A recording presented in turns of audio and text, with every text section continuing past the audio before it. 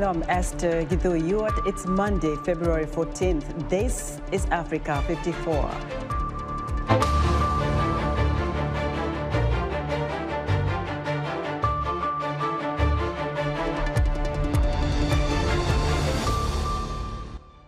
Sudan's military leader, General Abdel Fattah al-Burhan, dismisses sanctions threats and explains talks with Israel. Famine looms at the doorstep of the Democratic Republic of Congo's capital of Kinshasa. And a West African challenges the assumption that you have to be born in Italy to make top-quality pizza.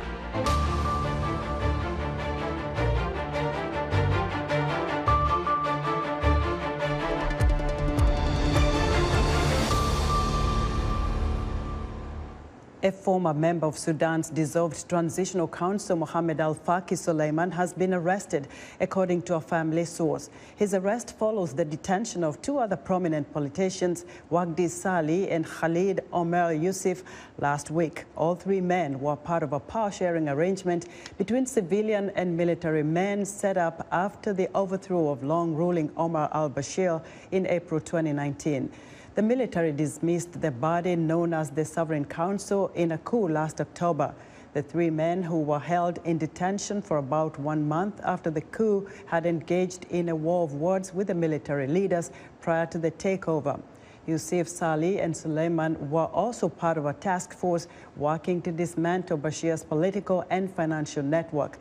The public prosecutor's office could not be reached for comment on the latest arrests. Sudan's military leader, General Abdel Fattah al-Burhan, says he is investigating protester deaths in an interview over the weekend. He also termed recent meetings between Sudanese and Israeli officials as part of security cooperation rather than political in nature. Clara Frank has more. Burhan led a military coup on October 25th that ended a partnership between the army and civilian parties, which was meant to lead to democratic elections, resulting in months of protests as well as Western condemnation. Now Burhan claims Washington was receiving inaccurate information. Burhan said he took personal responsibility for investigations of protester deaths, and that 5 or 6 were ongoing. Without providing specifics, he added that there were suspicions of involvement by, quote, outside groups, unquote. The armed forces were committed to handing over power to an elected government or to an arrangement decided through national consensus, he said, repeating a commitment to holding elections in mid-2023. The military had met resistance committees that are leading the protest movement, and they agreed on many points, he said.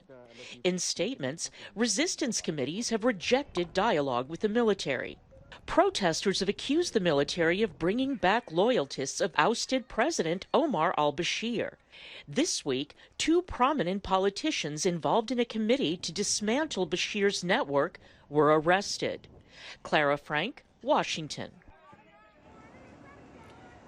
South Africa has been rocked by a wave of protests in the last couple of months, with grievances ranging from high-level corruption, xenophobia, lack of jobs, insecurity, and illegal immigration. On Sunday, police fired rubber bullets against migrant workers in Johannesburg. Many of them are facing opposition from locals who are demanding their departure as competition for the few jobs available reach an all-time high. And for more insight, I'm joined on the phone from Johannesburg, South Africa, by reporter Darren Taylor. Darren, welcome to Africa 54. Thanks so much. Tell us what's behind this spate of protests in South Africa. Well, ever since the early 1990s, when South Africa began its road to democracy after decades of apartheid, people from all over Africa have come here in search of better lives. The African National Congress, the ANC under Nelson Mandela, actually made it quite easy for people from elsewhere in Africa to come and settle here. So there's been a lot of illegal and illegal immigration from all over Africa. The state statistics agency says there are now about 4 million legal and illegal migrants. That includes refugees in the country. That's, of course, the official figure. Some NGOs say the figure is closer to 6 million. So what you have over here is millions of economic migrants in South Africa competing with South Africans for jobs in a country with a 35% unemployment rate, which is at the moment the highest in the world. The government itself says out of a population of about 60 million, more than 10 million people who should be working don't have jobs. Now, most of these are young people. So you have all these young and angry South Africans on the street, and they're often the main participants in the actions against foreign migrants. So it's easy to feel sorry for the migrants who, after all, just want better lives for themselves and their families. But equally, it's easy to feel sorry for South Africans who don't have jobs. Yet they walk down their streets and they see stall after stall owned by people from Somalia, DRC, Zimbabwe.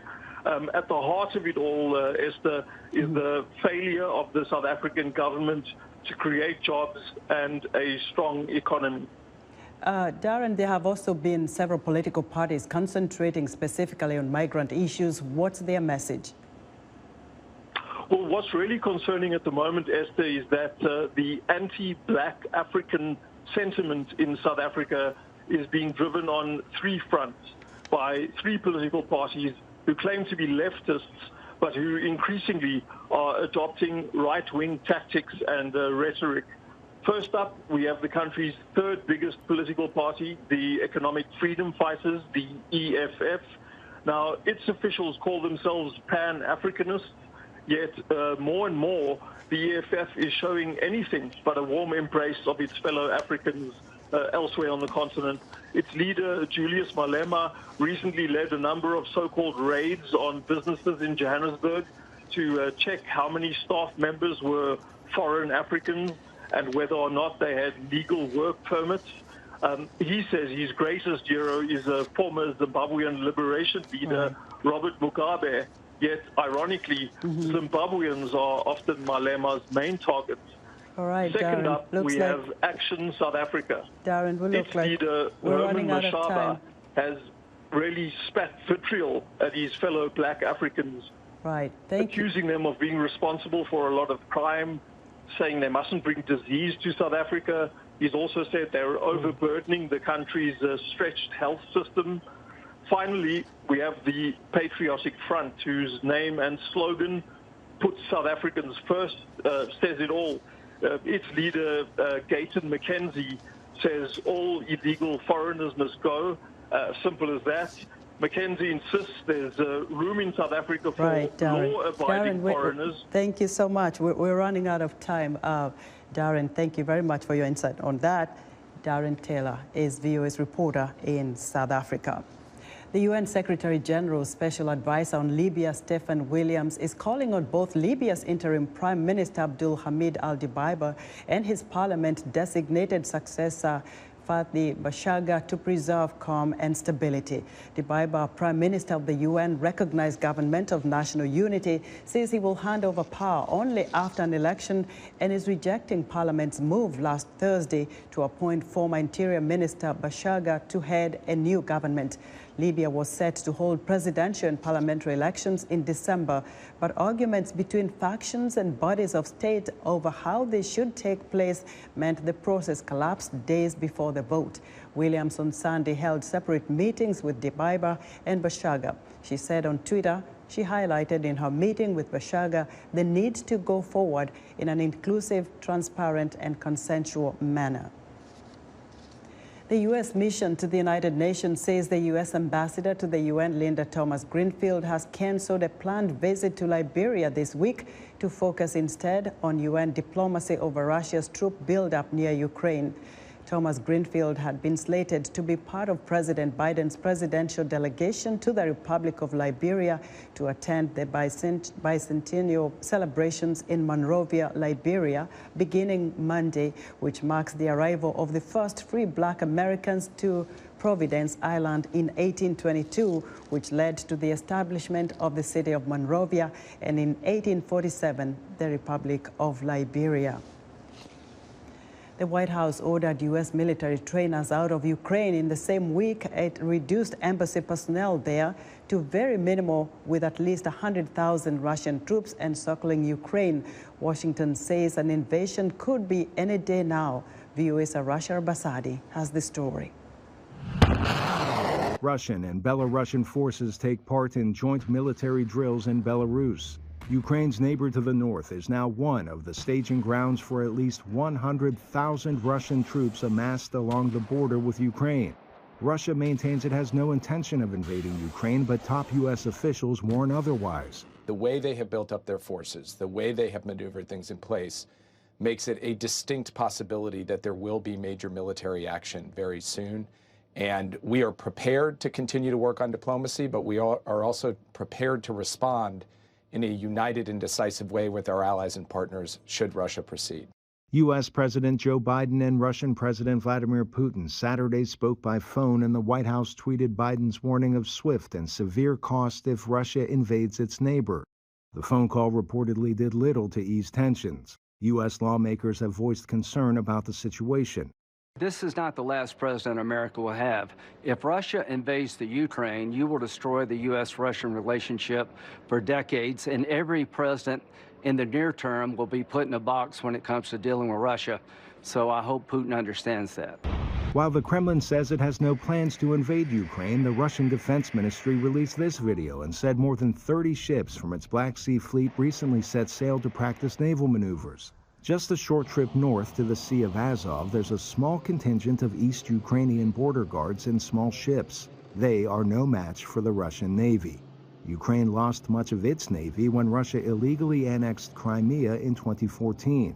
The United States pulled most embassy personnel from Kyiv and issued warnings to Americans to get out of Ukraine. The White House also pulled the troops who've been training Ukrainian forces, reportedly reassigning them within Europe, where, according to the Department of Defense, they'll soon be joined by another 3,000 troops from the 82nd Airborne Division. Arash Arabasadi, VOA News. We're excited to hear what you think about Africa 54. Join the discussion on Facebook. The address is Africa 54. We're also streaming our broadcast live on Facebook. Please watch and share our show with your friends. Also, check out our headlines 24/7 on voaafrica.com. Still to come, how a West African immigrant became Italy's top pizza maker. We'll be right back.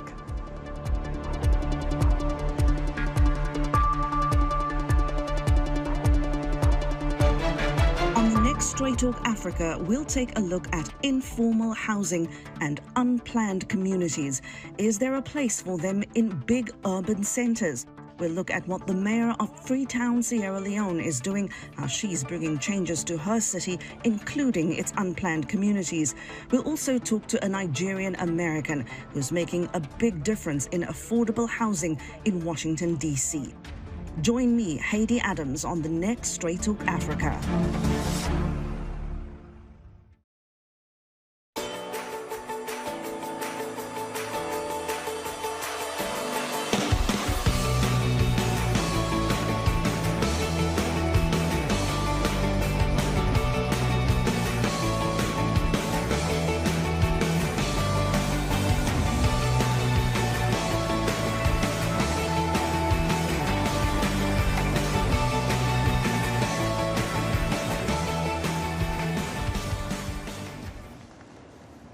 Afghanistan is facing a myriad of problems 6 months after the Taliban took over control of the country. Humanitarian aid groups say Afghanis have been hit hard by a dwindling economy and lack of jobs.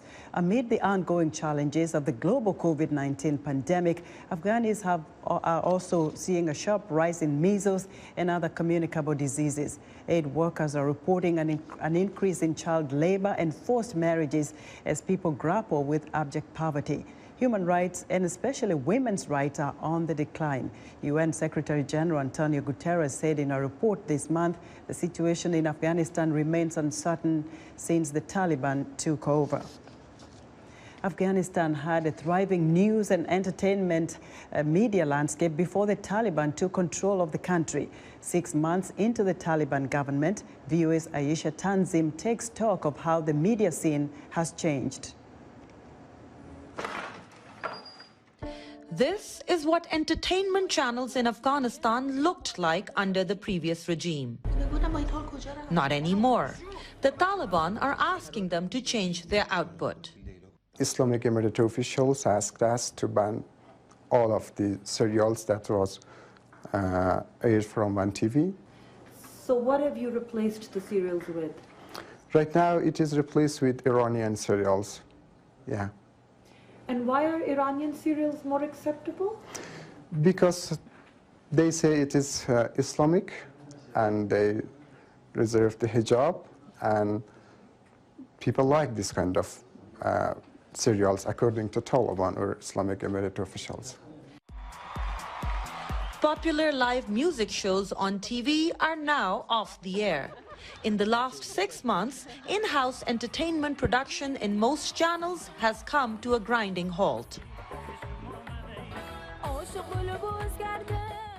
This room used to be the production hub of One TV's entertainment programming. That has all ended.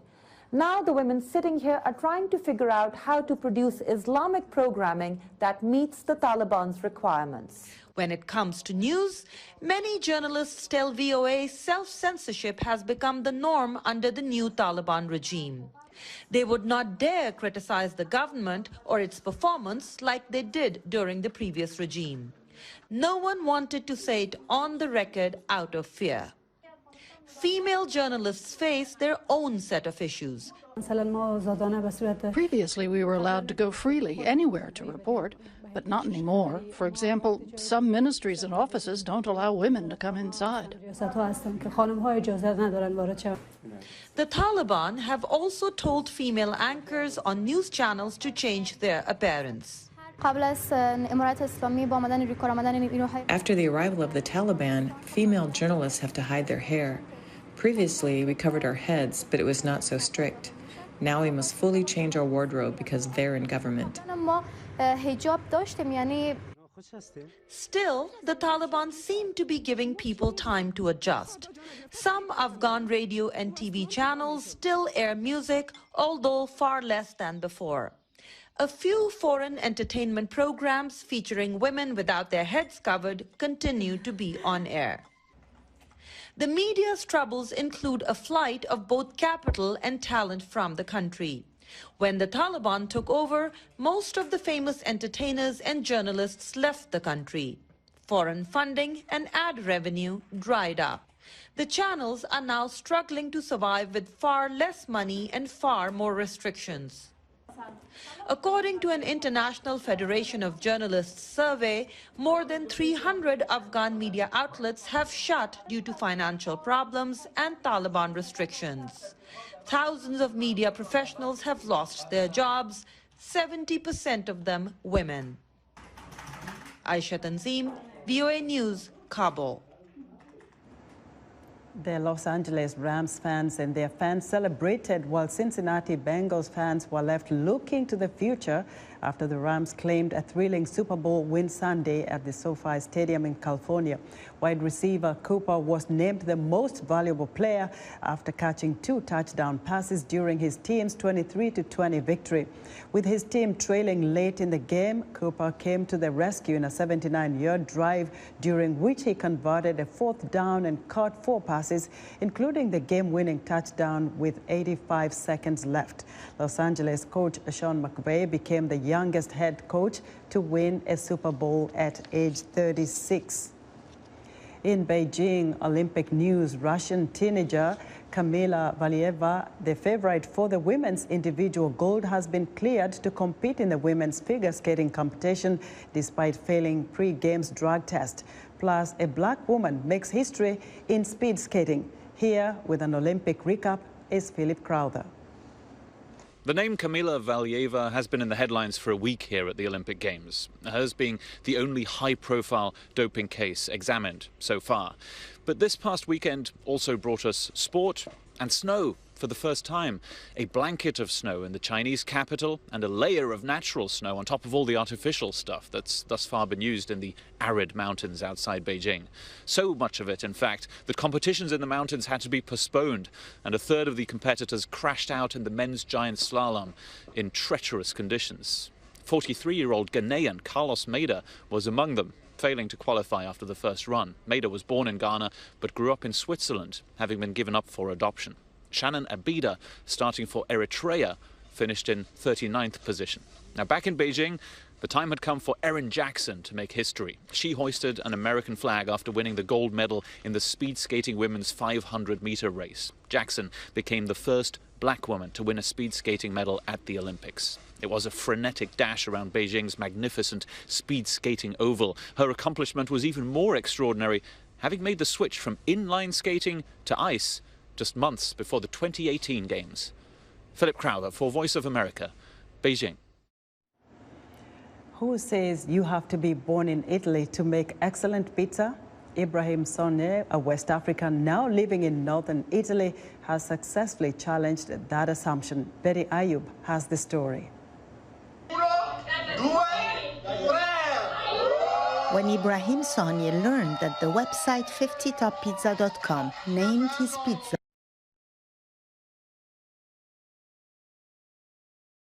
West African transplant to Italy. La mia vita in Burkina Faso. I grew up in Burkina Faso in a small village.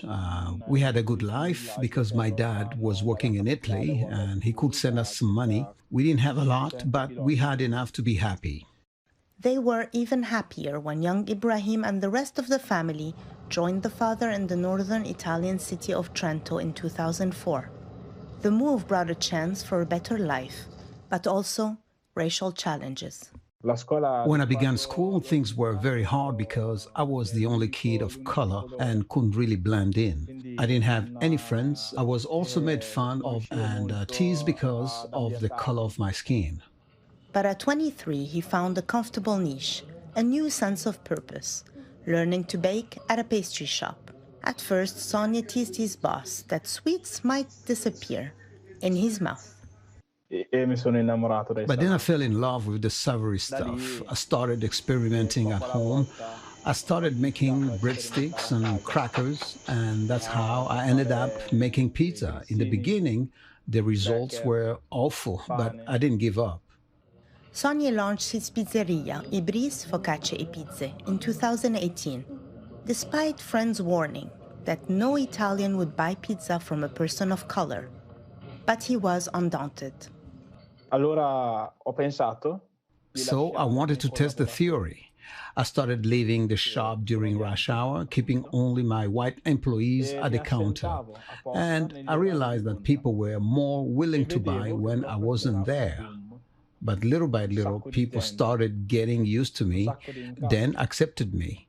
And now we've been recognized as one of the 50 best pizzeria in Italy.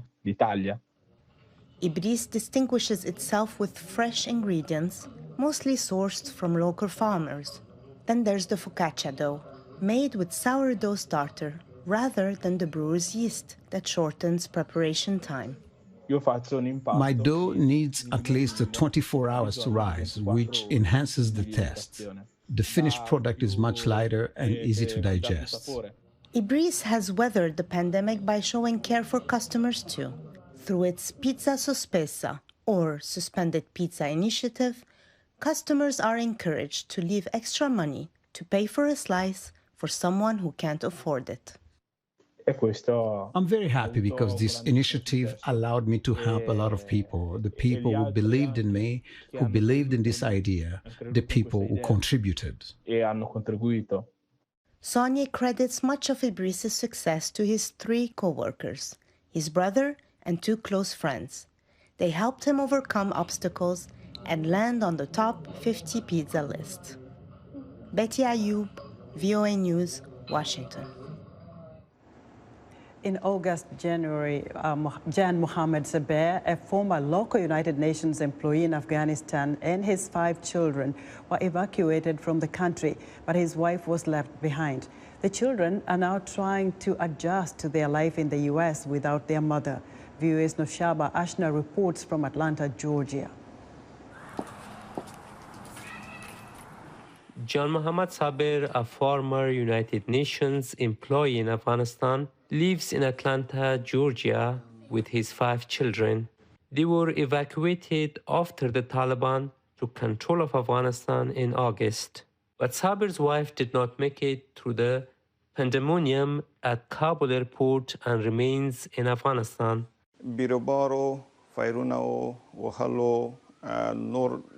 We had to reach to the place through the crowds, shootings, and beatings. It was difficult, and to protect the kids from a possible stampede, we were supporting each other. At the end, she could not get in. The kids and I entered, and then the gates were shut. They remained closed for 2 to 3 days, and it was impossible to bring her in, and we had to take the flight. Now, life without their mother is hard for Sabir's children. They are asking for their mother every single day. They remember their mother even when having meals. It is difficult. It changes the whole environment. When they are changing their clothes or doing something else, they remember their mother. Despite this, the children say they are happy to be in America. We are happy to be here in the US, but we remember what our mother was doing for us. We were happy with her. She was preparing us food. We miss her. She was very nice to us. We miss her too much. I'm happy that I'm going to school. I always remember my mother, and I miss her. I want my mother to come here soon. The family can talk to their mother in Afghanistan and do so as often as they can. But there is no word on when she will be able to join them in the United States. In August, the United States and its allies evacuated more than 124,000 people from Kabul airport, but tens of thousands of additional Afghans remain in the country, looking for ways to escape the Taliban. For Noshab Ashna in Atlanta, Georgia, Roshan Nurzai, VOA News.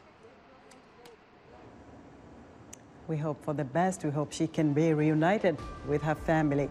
And that's our show for today. Be sure to watch Africa 54 on our website at voaafrica.com. From all of us here in Washington, thanks for watching.